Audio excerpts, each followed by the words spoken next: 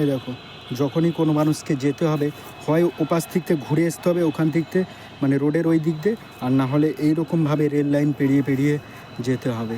তো তোমরা যদি মানে দেখো, এটা যুগের পর মানে যুগের পর যুগ বলা যায় না, ঠিক অনেক দিন থেকে এটা এখানে এরকমই পড়ে আছে। এখানে যদি একটা মানে যখন কোনো নেতার বাড়ির রাস্তা করতে হবে দেখবে, তখন রাতারাতি গাছপালা কেটে জমিন মানে স্যাংশন হয়ে যায়, টাকাও স্যাংশন হয়ে যায়, আর কোনো না কোনো মানে মানে রাতারাতি ব্রিজ বলো বা যে কোনো রাস্তা বানিয়ে দেয়। কিন্তু যখন সাধারণ পাবলিকের কথা আসে তখন কিন্তু আর কেউ এটা নিয়ে আওয়াজ ওঠায় না। তো এখানটায় ভাবো এইরকম অবস্থায় আছে, যদি একটা ওভারব্রিজ, আমি তো বেশি কিছু চাইছি না, যে একটা ওভারব্রিজ বানিয়ে দিলে এখান থেকে আমরা ডাইরেক্ট টিকিট কেটে ওইদিকে চলে যাবো। নাহলে ওই যে মানুষগুলো আসছে ঘুরে, দেখতে পাচ্ছ না ট্রেনের কাছ থেকে, ওইখান থেকে আমার দিকে ঘুরে আসতে হবে।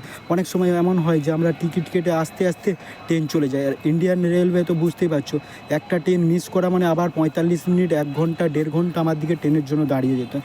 তো আমি চাইছি যে তোমরা আমার সাথে আওয়াজ ওঠাও এবং এই ভিডিওটাকে এত পরিমাণে শেয়ার করো যাতে রেলের কাছে পৌঁছায় যে এখানটায় একটা ওভারব্রিজের আমাদের দরকার, এবং যদি একটা ওভারব্রিজ এখানটায় স্যাংশন হয়ে যায় তো খুব ভালো হয় আমাদের জন্য। না হলে আমার দিকে এরকম ঘুরে ঘুরে ঘুরে ঘুরে আসতে হয় এখানটায়, বুঝতে পারছো? তোমরা এই স্টেশনটা দেখে রাখো, এটা হচ্ছে ঠিক টিকিয়াপাড়া স্টেশন। আর এখানটায় দেখে নাও, আমরা ঠিক এখানটা দিকতে উঠি বা ওই দূর দিয়ে ওখান থেকে একটা আসার জায়গা আছে রোডের কাছ থেকে, ওইখান থেকে আমরা ঘুরে এসি। তো প্লিজ বন্ধুরা, আমার কথাটা একটু মন দিয়ে শোনো এবং আমার সাথে সাথে তোমরাও যাতে এই ভিডিওটা এবং শেয়ার করো, যাতে সবাই দেখে এবং দেখে একটা এর কোনো একটা পার্মানেন্ট সমাধান চায় যে রেল কী চায়, এখানে একটা ওভারব্রিজ দিতে পারবে না দিতে পারবে।